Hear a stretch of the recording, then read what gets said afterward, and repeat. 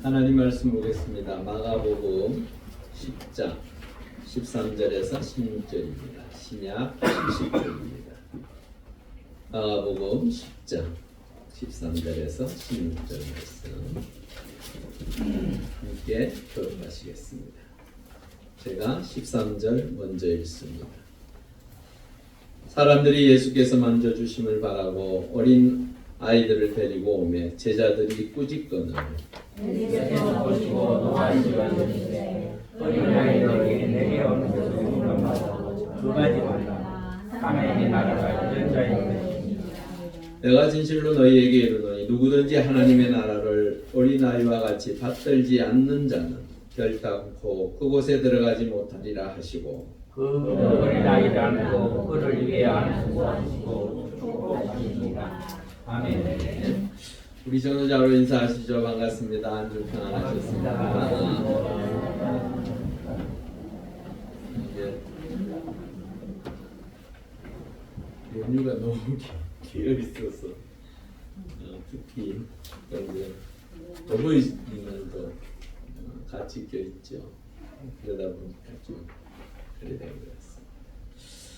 네, 오늘은 어린이날입니다. 이 어린이 주일입니다. 어린이 주일은 누굴 위한 것이라고 생각하십니까? 어린이를 위한 것입니까? 제가 볼 때는 그 어린이를 대하는 어른을 위한 날일 것 같아요. 왜? 그 어린이야 얼마나 귀합니까? 정말로 샛별과 같고 미국에서는요 이 어린이 주일을 꽃주일이라고 합니다. 꽃과 같이 너무나도 예쁘고 귀하고 보기에 정말로 얼마나 좋습니까? 우리 교회에 우리 성년이 제 볼 때마다 참 똑똑해요. 똑똑하고 예의도 바르고 얼마나 좋습니까?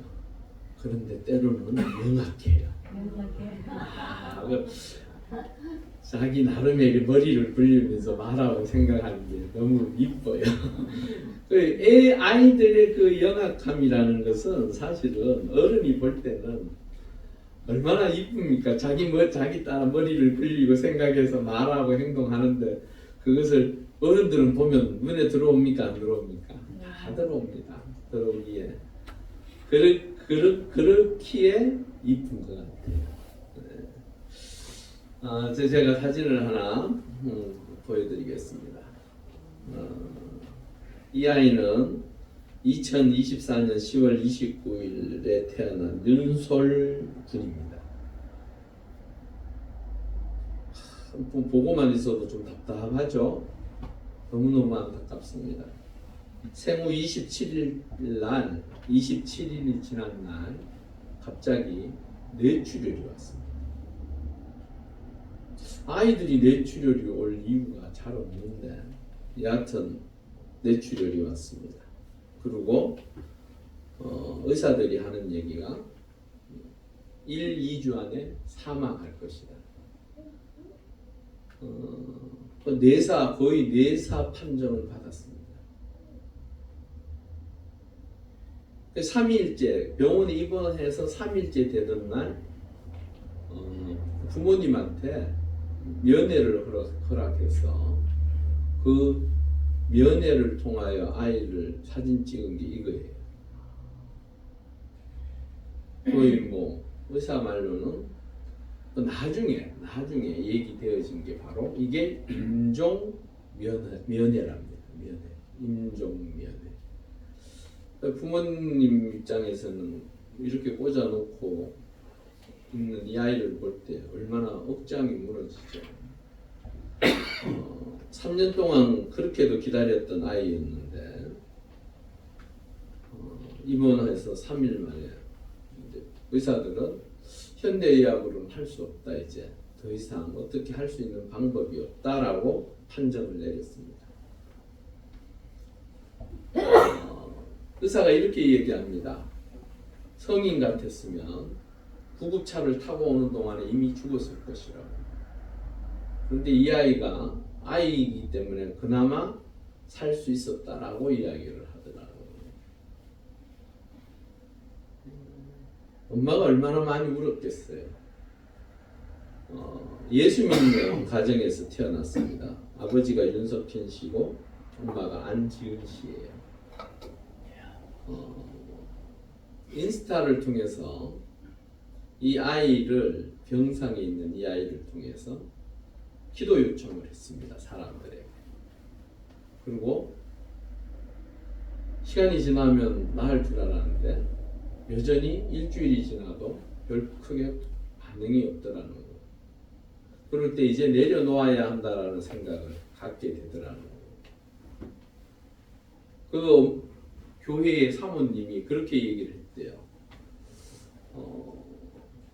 우리가 할 수 있는 건 이제 다 했으니까 이제 하나님 앞에 맡겨두고 우리가 최종적으로 기도해보자 라는 이야기를 하더라고요. 그건 어떻게 들으면요, 이제 놓아주자라는 얘기에 가깝습니다. 사실. 그런데 이게 해석하기 나름이에요. 이 엄마가 한번 맡겨보자라는 생각이 들더라는 거예요. 그래, 이제 마지막 하나님 앞에 맡겨두고 기도해보자라는 마음이 속에서 일어나더라고요. 그때부터 정말로 살려만 주신다면, 살려만 주신다면, 근데 놀라운 기적의 역사가 일어났습니다. 100일째 되던 해에 100일 잔치입니다. 병상에서 여전히 완전히 아이들처럼 나아서 걷고 그러지는 못하지만 의사가 기적이라고 이야기를 하더라고요. 자신들도 이런 경우는 보질 못했다라고 이야기를 하더라고요. 제가 이걸 왜 보여드릴까요? 아이는 그 부모의 기도의 열매로 자라는 줄 믿습니다. 아멘. 여러분, 하나님께서 우리에게 주신 그 자녀들은 여러분들의 기도에 아름다운 열매를 통하여 성장하고 하나님의 은혜 가운데 하나님께서 쓰시기에 가장 귀하고 복된 주의 자녀로 세워질 줄 믿습니다. 자녀가 다 컸습니까? 그럼에도 불구하고 여전히 기도해야 합니다. 그리고 그 자녀의 자녀인 손주들을 위하여 기도하셔야 합니다.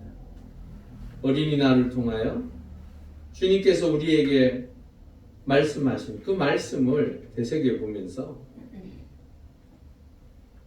우리가 언뜻 보면요, 저 아이가 얼마나 크게 자라서 어떻게 자라날까 하는 사실은 의문점도 없지 않아 있어요.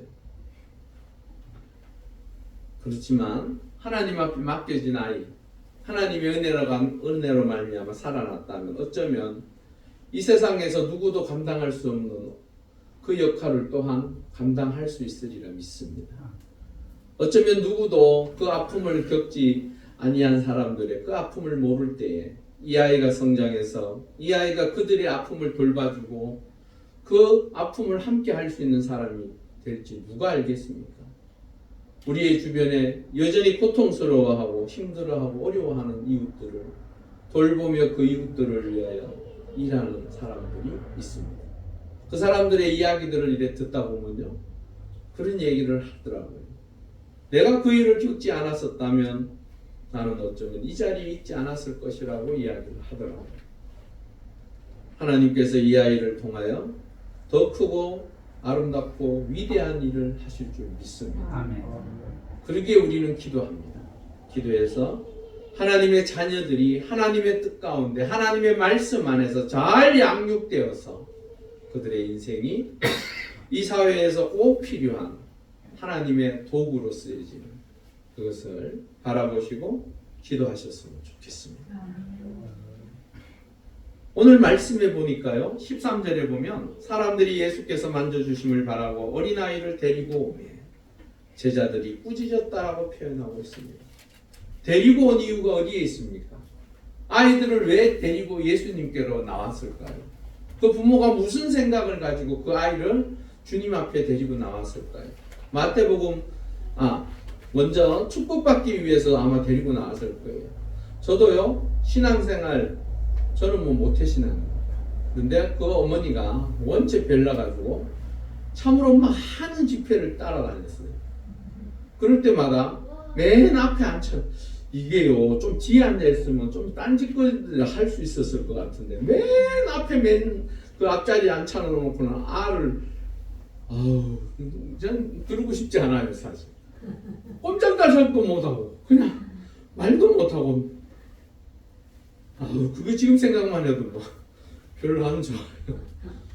근데 왜 그 앞에, 맨 앞에 갖다 놨을까요? 축복기도 받으려고. 그렇게 살았습니다. 아마도 그 부모님들의 마음은 다 같은 것 같아요. 예수님의 이름이 전하여지고 많은 사람들이 그 예수로 말미암아 변화되어지고 새로워지고 병이 낫고 그들의 인생이 바뀌었다라는 얘기를 들으면서 어쩌면 내 자녀도 그렇게 되었으면 하는 마음으로 데리고 오지 않았을까요? 그랬던 것 같아요. 마태복음 19장 13절 우리 한번 읽어보겠습니다. 그때 사람들이 예수께서 안수하고 기도해 주심을 바라고 아이들을 데리고 안수하고 기도해. 이게 바로 안수기도잖아요. 그 안수기도의 목적이 무엇입니까? 그 아이가 하나님의 은혜 가운데 잘 자랄 수 있게 기도 한번 받아보려고. 여러분, 부모의 이 간절함이 그 아이를 하나님의 은혜 가운데 더욱더 복되고 귀하게 세워갈 줄 믿습니다. 아멘. 사실은 예수님한테 안수받은 아이들이 한두 명이겠어요? 예수님은 아마도 방문하는 집에 아이들이 있다면 그 아이들을 날마다 기도해 주었을 거예요. 그들에게 축복해 주었을 거예요. 그런데 누구도 지금까지 나 예수님한테 안수받아서 내가 이게 잘 됐다고 하는 사람이 없어요. 전 그게 제일 궁금해요. 또 뭐지 그 안수를 받았던 그 많은 아이들 다 어디 갔습니까? 그들은 예수님이 안수한 그 기도로 말미암아 내가 이렇게 되었다라고 고백할 수 있는 그 한 사람이 성경에 기록되지 않았어요. 그런데 그들의 삶의 자리자리들마다 창조주 하나님, 우리를 창조하시고 우리를 하나님의 자녀로 세우시는 그분의 놀라운 그 기도는 아마도 그들의 인생에 있어서 큰 전환점이 되어지고 그들의 평생에 살아가는 자리에서 그 주님의 기도가 그들의 마음속에 울림이 되었을 것입니다. 여러분, 하나님 앞에 기도하시고 내 자녀들을, 내 손주들을 아침마다 만나시면 축복해 주십시오. 주 예수의 이름으로 축복하는 그때에 그들에게 있어서 하나님의 놀라운 은혜가 더욱더 충만할 줄 믿습니다. 아멘. 무엇인가가 큰 게 이루어져야만 그 아이가 복받은 것 같습니까? 아닙니다. 아이들에게 가장 필요한 게 무엇일까요? 사랑입니다. 그렇죠. 바로 그 사랑입니다. 아이들이 그 사랑을 통하여 무럭무럭 잘 자라나는 것. 공부 열심히 잘하고 하면 얼마나 좋겠어요. 그러면 다 서울대 가게예요. 그렇지 못하더라고요, 보니까. 공부 좀 못해도 착하고 정말로 부모님 말씀에 순종하고 자신이 이 땅에 필요한 그 존재로서의 자신이 있어야 할 그 자리를 생각하는 그 아이로 자랄 수 있다면 성공한 부모입니다. 요즘 아이들 보니까 그렇지 못한 아이들이 너무 많더라고요. 그런데 제자들이 그 나오는 그 부모들이 데리고 나오는 그 아이들을 그 상황을 보면서 어떻게 했다고요? 꾸짖었다. 이 꾸짖었다라는 원어적인 의미에는요, 계속해서 꾸짖었다라는 거예요. 그냥 한번 이렇게 하시면 안 됩니다 라고 이렇게 말한 게 아니고, 아 왜 이러세요? 오지 마세요, 오지 마세요. 오지 말라는 게 자꾸 밀고 들어오거든요. 그렇게 얘기했다. 제자들은 왜 이렇게 했을까요? 제자들이 사실은 무슨 생각을 가지고 이렇게 행동했을까? 마가복음 9장 34절에서 35절에 우리 한번 읽어보겠습니다. 그들이 잠잠한 이는 길에서 서로 누가 크냐 하고 쟁론하였습니다. 예수께서 앉아서 12제자를 불러서 이르시되 누구든지 첫째가 되고자 하면 무사람의 끝이 되며 무사람을 섬기는 자가 되어야 하리라 하시고, 성경은요 바로 전장에 제자들이 예수님께서 소위 말해서 정권을 잡으면 내가 오른편 네가 왼편 이렇게 서라고 이야기하고 있습니다. 서로들 자신이 얼마나 더 충성스러운 사람인지 주님을 통하여 자신의 자리를 생각하고 있었습니다. 그러기에 누가 첫째인지 둘째인지 그게 궁금했어요. 그러다 보니까 그 사람들 어떻게 살았는지 그 함께 하는 사람들은 다 알고 있었습니다. 베드로 직업이 뭡니까? 업입니다. 마태는 직업이 뭡니까? 세리. 세리를 하려고 그러면 나름의 지식이 있어야 되고 나름의 위치가 있어야 돼요. 그 제자들이 볼 때에 베드로는 수제자라고 말은 하지만 그에게 능력이 있습니까? 없습니까? 별로 없어요. 사실은 사회적으로 내세울 게 없어요. 한 나라를 이끌어가는 데 있어서 최소한 장관 자리에 앉으려고 하면 똑똑하대요. 보니까 우리나라 장관들 보면 똑똑해요. 나름대로의 그 공부한 것과 또한 그 위치에 오르기까지 열심히들 노력하고 그 자리에들 앉더라. 그러면 예수님이 왕이 됐을 때 그 옆에 국무총리 자리에 누가 앉는다고요? 베드로가 자기가 앉으려고 나서는 거예요. 그러면 같이 함께 하던 사람이 특히나 가룟 유다 같은 경우 이렇게 쳐다봤을 때 기가 막힐까요? 안 막힐까요? 말도 안 되는 소리를 하고 있는 거예요. 그러다 보니까 서로들 간에 불편한 거예요. 짜증이 나는 거예요. 내가 그 자리에 앉아야 되는데 저런 무식한 누가 저 자리에 지금 앉는다고? 화가 나는 거예요. 그러니까 다툼이 생겨요. 여러분 서로 내 잘났다고 하면 앉아서 웃고 있는 사람들의 마음은요 천불이 납니다. 서로들 불편해서 못 살아요. 그러다 보니까 싸움이 나는 거예요. 쥐 내보다 못한데 못한 주제에 어디 그 자리를 넣은 거냐는 생각을 안 하겠어요. 스스로 낮아지십시오. 낮아지는 그 사람이 하나님의 은혜를 누리고 그 사람이 사람들에게 존경받는 줄 믿습니다. 아멘. 그 생각을 가지고 있는 것을 이미 누가 아셨습니까? 주님이 아셨어요. 그 내용. 그 내용을 아시는 그 주님이 보시고 노하셨다라고 14절에 말하고 있어요. 그러면 그 전에 무슨 일이 또한 그 일이 있고 난 이후에 무슨 일이 하나 더 있었어요. 그 이야기를 마가복음 9장 36절에서 37절에 하고 있습니다. 우리 한번 읽어보겠습니다. 어린아이 하나를 데려다가 그들 가운데 누구든지 내 이름으로 이르는 어린아이 하나를 영접하며 또 나를 영접하며 누구든지 나를 영접하며 나를 영접하며 나를 보내신 이를 영접하며. 제자들 입장에서는요 이 이야기가 엄청난 큰 충격이었어요. 어린아이, 자신들이 생각하는 어린아이는 어떤 아이들입니까? 별 볼 일 없고 상대가 되지 않는, 아직은 어려서 아무것도 모르는, 어른들의 말에 온전히 순종하고 어른들을 따라야 되는 그 아이를 어떻게 하라고 지금 주님은 말씀하세요? 영접하라. 이게 영접하라는 단어 자체가요 어떤 뜻인지 제가 몇 번 말씀드렸죠. 열렬히 환영하다. 열렬히 환영하다. 그 원어적인 뜻이 있어요.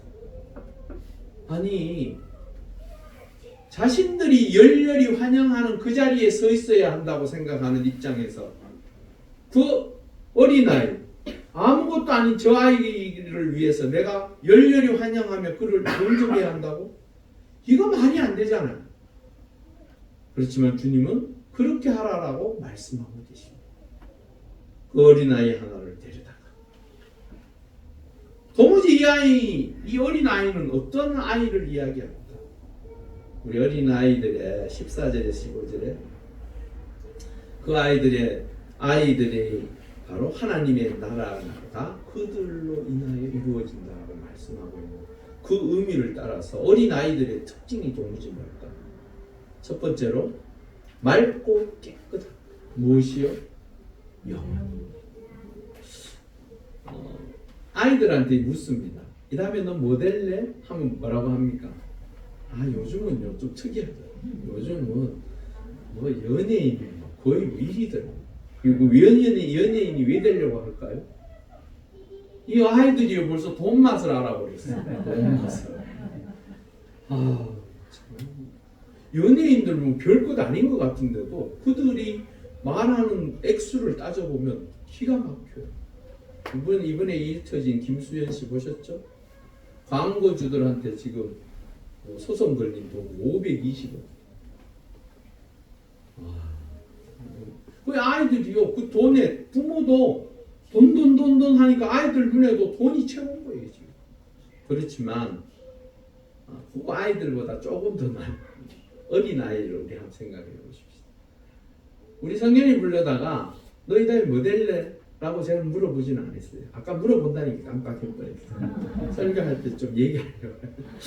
근데 그 아이들이 보통 하는 얘기가 뭐가 된다고 합니까? 옛날에는요 장군이 된다고 했고 대통령이 된다고 했고 뭐 여러 가지 위인전을 통하여 그들의 모습을 보면서 그 사람들을 선택하는데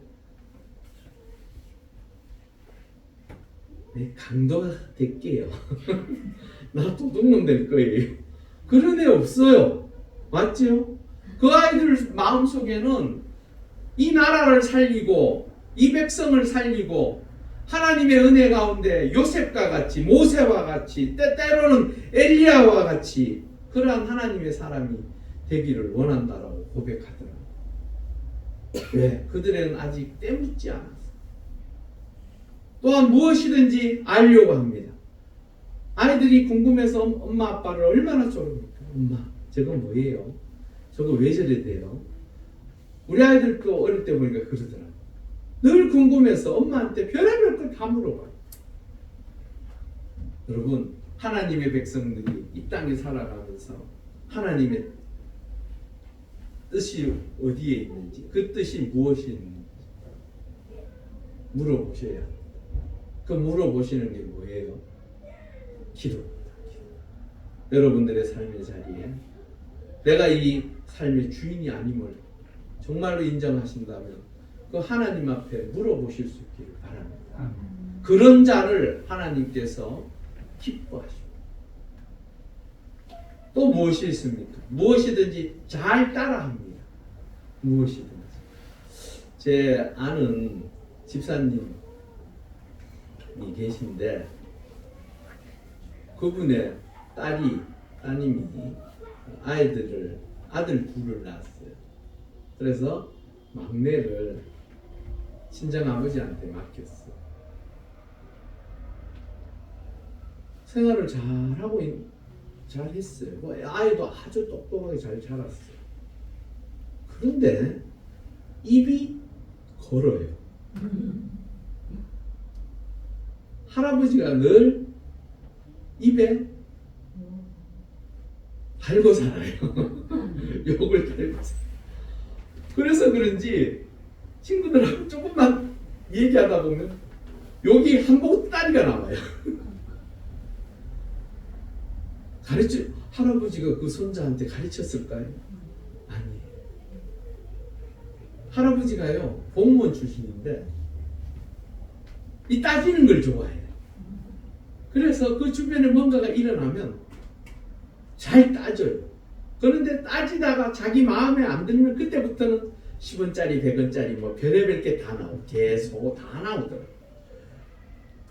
근데 그 손자가 그걸 따라요. 엄마가 얼마나 놀랐을까요? 그 다음부터는 집에 안 데려놓더라는 거예요. 일부러 그랬는지는 모르겠는데 잘 따라요. 그리고 잘 믿습니다. 아이들은 그 부모의 말에 잘 믿어요. 예전에 우리 왜 그런 거 있지 않았습니까? 할머니 저 어디서 어떻게 왔어요? 이래 물으면 어디에서 데려왔다고요? 다리 밑에서 주워왔다. 그런 얘기들이 아이들이 성장하면서 이제 스스로 보면서 이제 엄마 아빠를 닮은 걸 보고 엄마 아빠 행동하는 걸 같이 보면서 아 내가 엄마 아빠의 자식이라는 걸 알지만 그렇지 못한 아이들도 종종 있더라고. 그래서 집 나간다고. 나는 이 집 애 아니라고. 이 집 자식 아니라고. 이 어린아이들의 특징을 통하여 우리가 깨달을 수 있는 것이 있습니다. 하나님께서는 주의 자녀들이 이 어린아이와 같은 심정으로 하나님의 나라를 이루어 가기를 원하십니다. 여러분 이렇게 사는 것이요 어떤 때로는 어리석어 보이고 모자라 보일지라도 여러분들을 향한 그 하나님의 사랑이 있기에 비록 내 심령은 어린아이와 같을지라도 그 하나님의 놀라운 능력과 은혜로 말미암아 주의 백성으로서 복된 삶을 살 줄 믿습니다. 그러고 난 다음에 주님께서 14절 15절에 이야기하십니다. 어린아이와 같이 받들지 못하며 받들지 않는 자는 결단코 그곳에 들어갈 수 없다라고 말하고 있습니다. 그곳이 어디입니까? 천국입니다. 받들다라는 이 의미가 뭘까? 뭘 어떻게 받들라? 그렇게 받들지 않으면 천국에 들어가지 못한다고 하는데 고린도전서 6장 9절에서 10절 말씀 한번 읽어보겠습니다. 불의한 자가 하나님의 나라를 유혹으로 받지 못할 줄을 알지 못하느냐. 유혹을 받지 말라. 음행하는 자나 우상 숭배하는 자나 간음하는 자나 탐색하는 자나 남색하는 자나 도적이나 탐욕을 부리는 자나 술 취하는 자나 모욕하는 자나 이 자들은 하나님의 나라를 유혹으로 받지 못하리라. 어린아이와 같이 받들지 못한다는 이 의미는 오늘 이 말씀과 같은 것을 이야기하십니다. 여러분 하나님의 은혜 가운데 9절에서 10절 내용이 보면요 참 우리도 모르게 저지를 수 있는 죄들이 요소에 있는 것 같아요. 여러분 이러한 것이 생각이 나고 이러한 행동들을 했다면 하나님 앞에 회개하십시오. 기도하십시오. 그래서 그 아이들이 잘못했으면 부모에게 빌듯이 하나님 앞에 회개하고 거듭나십시오. 하나님은 언제나 열어놓으셨지 닫아 놓으신 적이 없습니다. 여러분들이 회개하고 하나님의 자녀로 세워지기를 원하십니다. 어린아이와 같이 순수한 그 열정을 가지고 열심을 가지고 그 은혜로 살아갈 수 있기를 원하시는 분이 하나님이십니다. 그렇다면 어린아이와 같이 받드는 자는 누구인가? 우리 고린도전서 2장 1절에서 2절 말씀 함께 읽어보겠습니다. 그러므로 모든 악독과 모든 비방하는 말을 버리고 갓난 아기들 같이 순전하고 신령한 젖을 사모하라. 이는 그로 말미암아 너희로 구원에 이르도록 자라게 하려 함이라. 아멘. 여러분들이 하나님의 은혜 가운데 어린 아이와 같이 되기 위해서는 모든 악독과 모든 기만과 외식과 시기와 모든 비방하는 말을 어떻게 하라고요? 버리라. 이 버리라는 게 무엇입니까? 회개라는 의미도 있지만 내 삶의 자리에서 잘라내라는 거예요. 이렇게 살려고 하지 말라라는 거예요. 그러고 난 다음에 어떻게 하라고 말씀합니까? 갓난 아기들 같이 순정하고 신령한 젖을 사모하라. 아이에게 있어서 젖은 생명이죠. 맞죠? 아이들에게 있어서 이제 갓 태어난 아기에게 있어서는 그 엄마의 젖이 그에게는 생명입니다. 그거와 같이 우리가 하나님의 말씀 안에서 살 때에 하나님의 신령한 젖, 즉 말씀을 통하여 우리가 양육받고 세워져 가는 줄 믿습니다. 여러분들의 삶의 자리가 어린아이와 같이 받드는 자, 하나님을 기쁘시게 해드리는 자, 하나님의 은혜의 역사를 누리려고 하는 자라면 반드시 하나님의 말씀을 사모하고 그 말씀을 따라서 살아가야 할 줄 믿습니다. 아멘. 어린 아이를 통하여 우리에게 기대하시는 바가 그거예요. 영적으로 성숙되지 못해서 방황하고 이렇게 저렇게 살라는 의미가 아니에요. 어린아이라는 것은 순수함과 또한 그 아이를 통하여 거두어지는 하나님의 놀라운 은혜의 역사를 너희들도 누리고 살으라고 오늘 말씀하고 있습니다. 여러분, 어린 이 주일을 맞이해서 우리가 다시 한번 생각해 보는 것은 내가 그 어린 아이들과 같이 믿음의 순수함과 열정과 그 은혜로 살아가고 있는지 다시 한번 생각해 보시고 어린아이들을 사랑하는 그 마음으로 나 역시 그 어린아이와 같은 귀한 생명의 길, 복된 길, 은혜의 길을 걸어가실 수 있기를 주의 이름으로 축원합니다. 우리 함께 기도하시겠습니다. 우리 한 30초 정도 간절히 기도합니다. 하나님, 우리의 영혼도 맑고 깨끗하며 하나님께서 기뻐 받으실 만한 어린아이와 같은 순수함을 우리에게 허락하여 주시옵소서. 정말로 하나님의 말씀을 사모하며 그 은혜 가운데 살아가는 우리 모두가 되게 해달라고 우리 함께 30초 정도 간절히 기도하시겠습니다. 할렐루야. 아버지 하나님 감사합니다. 우리를 사랑하여 주셔서 하나님의 자녀 삼으시고 특별히 오늘 어린이 주일을 맞이하여 함께 예배하게 하시니 감사합니다. 간절히 기도하옵기는 참으로 살아계신 그 하나님의 은혜로 말미암아 우리가 이 땅에 살아갑니다. 하지만 참으로 영적으로 하나님의 은혜 가운데 살면서도 그 믿음을 지키지 못하고 세상 속에서 방황하며 하나님의 거룩한 뜻을 알기보다는 내 마음대로 내 뜻대로 살아가지 않았는지 다시 한번 돌아봅니다. 하나님 용서하여 주시고 다시 한번 말씀을 사모하고 그 은혜 가운데 살아가는 우리 모두가 되게 하여 주시옵소서. 할렐루야. 아버지 하나님 감사합니다. 어린이 주일을 맞이하여 우리가 다시 한번 주님께서 그 어린아이들을 사랑하고 또한 그 아이들을 축복하시며 또한 그 어린아이와 같은 자가 되기를 바라시는 그 뜻을 우리가 함께 묵상해 보았습니다. 하나님, 우리가 그 아이들을 사랑하고 그들의 모습을 귀하게 여긴 것 같이 우리도 하나님의 은혜 가운데 순수한 믿음과 열정을 주시고 하나님의 말씀을 사모하는 주의 자녀로 더욱더 거듭나며 새로워져가는 주의 백성들이 되게 하여 주시옵소서. 그렇게 아이들을 양육하며 그 아이들과 함께함으로 우리의 영혼도 날마다 새로워져가는 놀라운 은총을 허락하여 주시옵소서. 감사함을 돌리오며 예수님의 이름으로 간절히 기도올리옵나이다. 아멘.